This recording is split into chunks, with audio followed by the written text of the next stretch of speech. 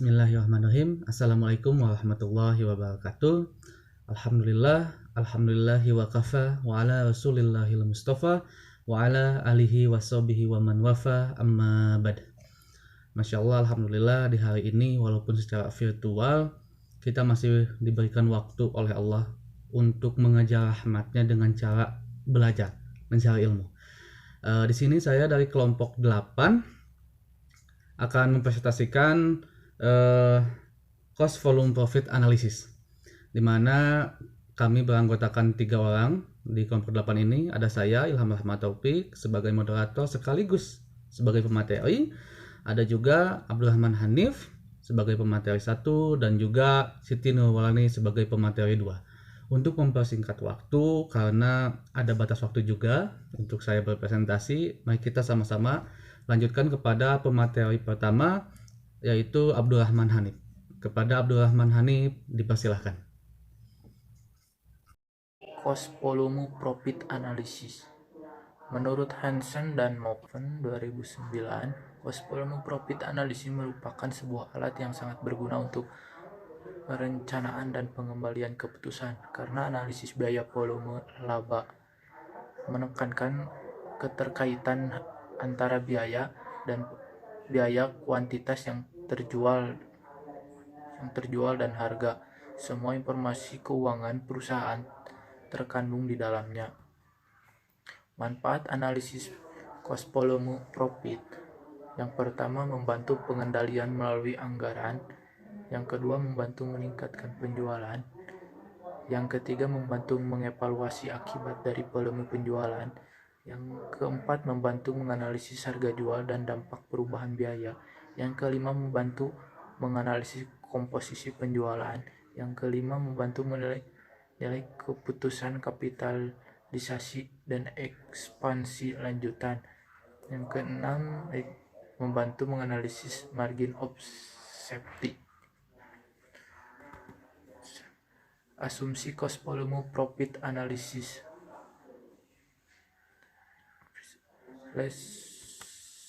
Menurut Garrison dan kawan-kawan, ada beberapa asumsi yang mendasari analisis cost volume profit, yaitu yang pertama, harga jual konstan. Harga jual produk atau jasa tidak berubah ketika volume berubah.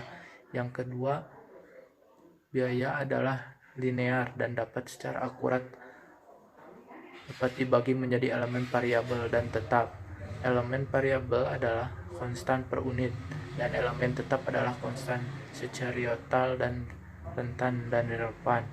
Yang ketiga, dalam perusahaan dengan berbagai produk, bauran penjualan adalah konstan. Yang keempat, dalam perusahaan manufaktur, persediaan tidak berubah, penjualan unit yang diproduksi sama dengan jumlah unit yang dijual. Dasar analisis biaya volume dan laba. Biaya volume laba atau analisis titik impas, cost volume profit or break-even analysis, membahas hubungan antara penerimaan total, biaya total, dan laba total perusahaan pada berbagai tingkat output. Biaya volume laba atau analisis titik impas sering digunakan para eksekutif bisnis untuk menentukan volume penjualan yang diperlukan bagi perusahaan untuk mencapai titik impas, laba total, dan kerugian pada tingkat penjualan lainnya. Pengetahuan dasar yang sangat menentukan dalam analisis biaya volume dan laba adalah pemahaman tentang penyusunan laporan laba rugi dengan menggunakan pendekatan variable costing. Pendekatan ini menghasilkan suatu model laporan laba rugi di mana biaya diklarifikasikan menuntut perilakunya agar lebih informatif, maka sebaiknya laporan laba rugi diuraikan dalam bentuk laporan penjualan secara total, penjualan per unit, dan analisis vertikal yang menunjukkan persentase biaya variabel dan margin kontribusi dan nilai penjualan. Misalnya pada bulan Juni 2003, PT Jakasain menjual 150 unit produknya dengan harga 3.500 per unit. Biaya variabel per unit 2.625, biaya tetap 75.000. Berdasarkan data ini, maka terlebih dahulu dapat dibuat laporan laba rugi berdasarkan kontribusi seperti pada ikhtisar berikut ini. Berikut adalah laporan laba ruginya. Penjualan 150 unit, per unitnya 3.500 dikali 150 unit sama dengan 525.000. Yang selanjutnya adalah ada biaya-biaya variabel.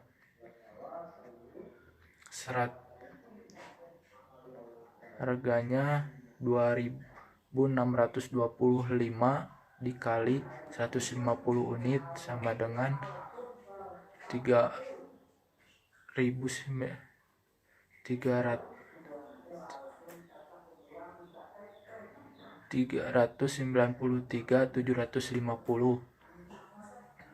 Yang selanjutnya ada margin kontribusi. Harganya 875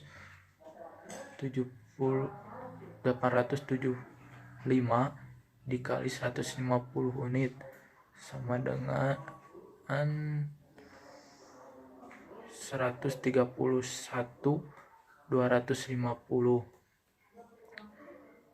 Selanjutnya ada biaya-biaya tetap 75.000 dan laba usaha 56.250.000. Persenannya per 3.500 dibagi 3.500 sama dengan 100%. 2.625 dibagi 3.500 jumlahnya 75%. 875 dibagi 3.500 jumlahnya 25%. Yang selanjutnya yaitu analisis titik impas atau break-even point analysis.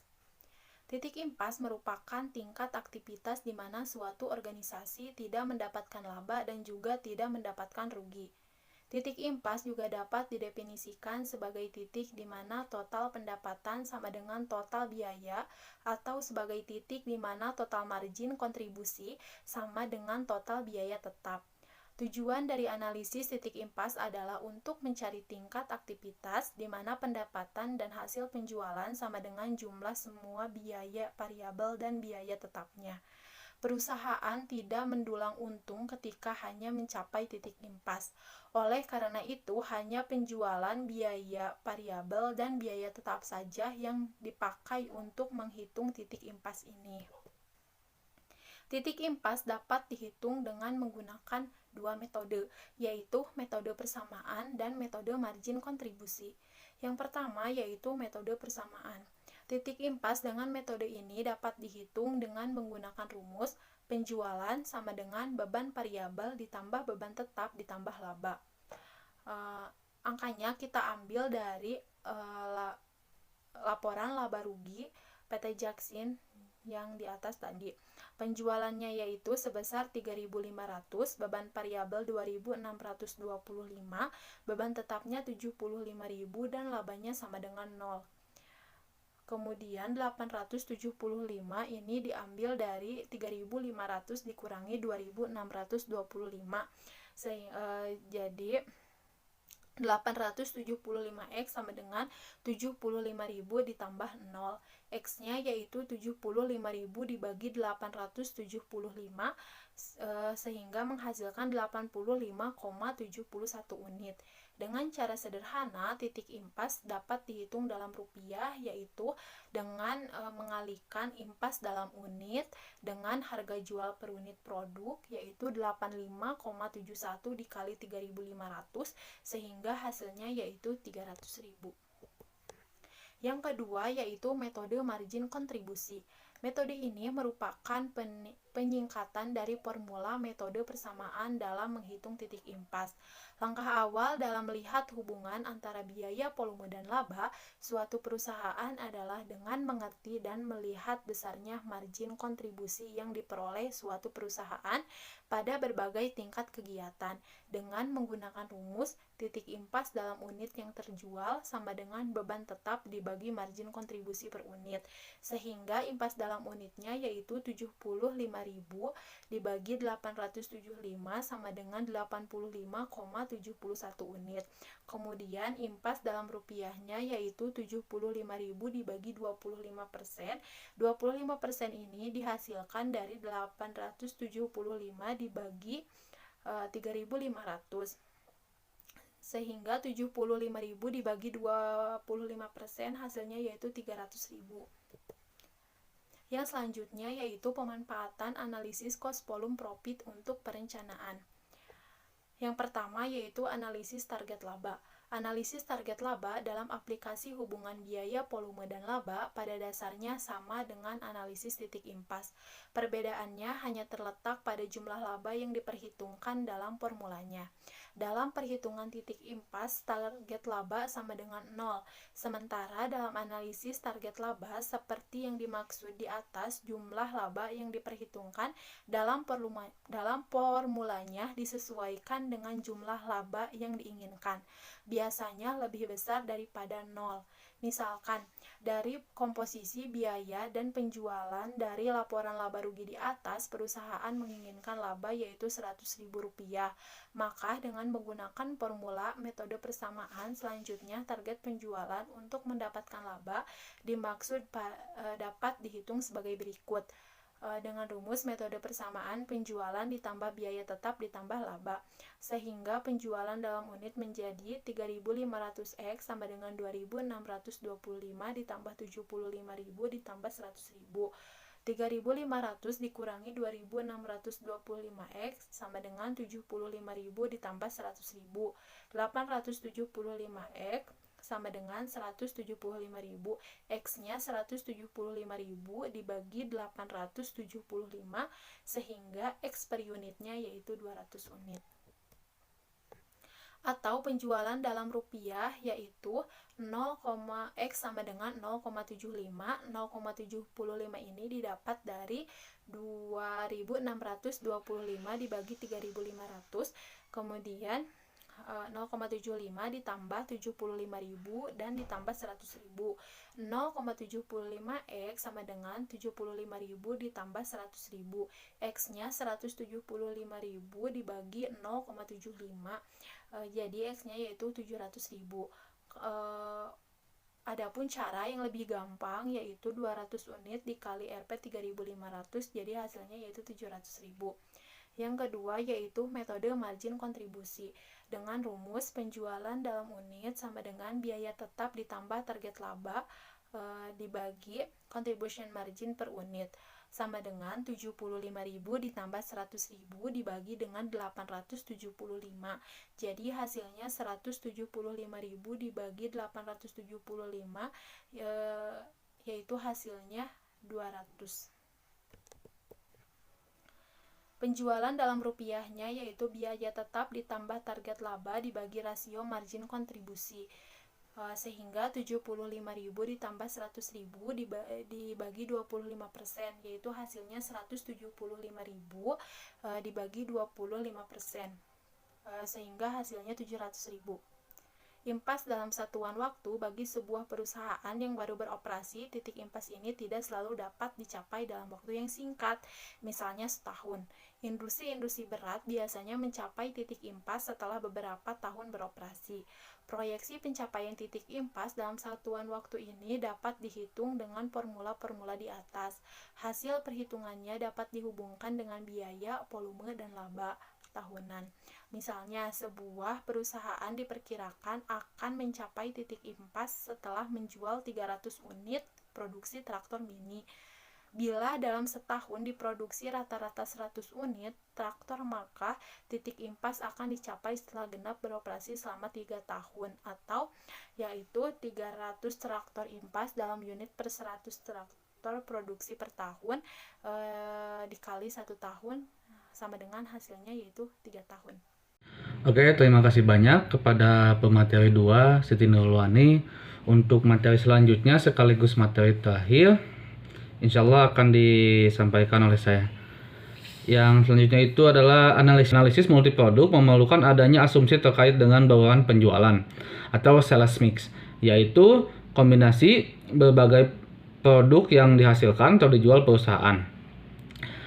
Di sini saya harus mempersingkat presentasi saya karena memang kita dibatas waktu yang dimana penjelasan tentang cost volume profit analysis ini cukup lumayan juga dan harus detail juga, tapi karena berhubungan kita ada batas waktu juga, maka dari itu saya harus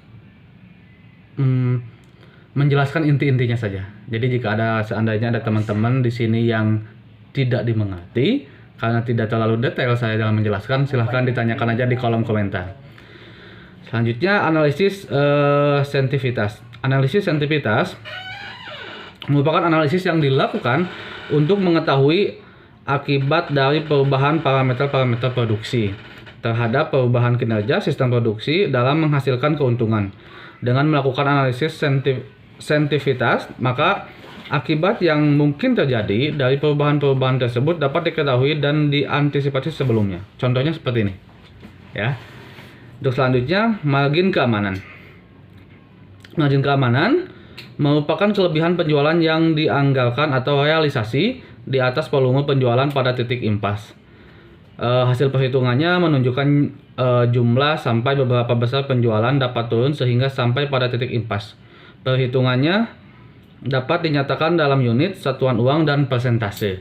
Selanjutnya itu pemilihan struktur.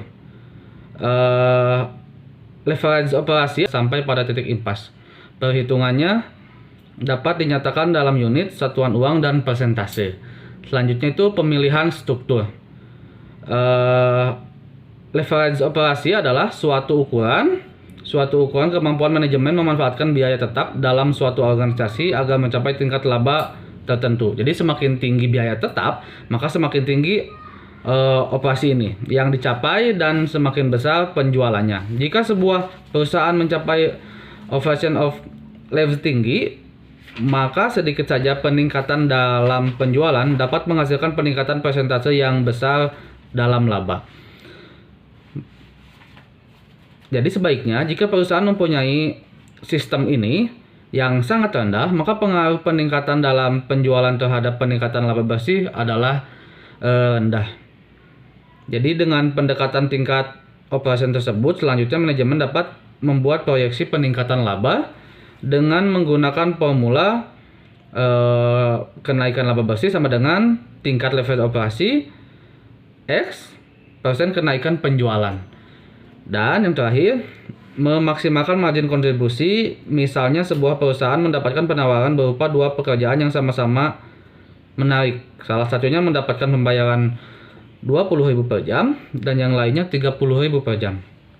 Bila tidak mendapatkan kendala kapasitas dan ingin memaksimumkan laba per jam, tentu saja secara alamiah akan memilih pekerjaan dengan pembayaran 30.000 per jam. Tetapi bila terdapat kendala sumber daya seperti bahan baku, tenaga kerja, atau jam mesin, maka manajemen harus menggunakan sumber daya tersebut dengan cara yang optimum untuk memaksimalkan laba. Mungkin sekian presentasi dari kelompok 8. Banyak hal yang terlewat memang. Yang lebih lengkapnya kita bisa lihat di PPT di atas. Kita juga bisa lihat di makalah yang sudah di-share. Karena waktu yang amat terbatas, jadi saya harus menjelaskan poin-poin intinya saja. Tapi jika seandainya ada yang tidak dimengerti, bisa ditanyakan di kolom komentar atau mungkin bisa diskusi dengan saya, bisa PC aja. Sekian presentasi dari kelompok 8. Mohon maaf bila ada salah-salah kata ataupun ada salah pembahasan dan ada pembahasan yang teramat sangat tidak jelas dijelaskan. Maka dari itu saya memohon kepada teman-teman semua untuk mengkoreksi saya beserta teman-teman kelompok 8 yang lainnya. Sekian, terima kasih. Assalamualaikum warahmatullahi wabarakatuh.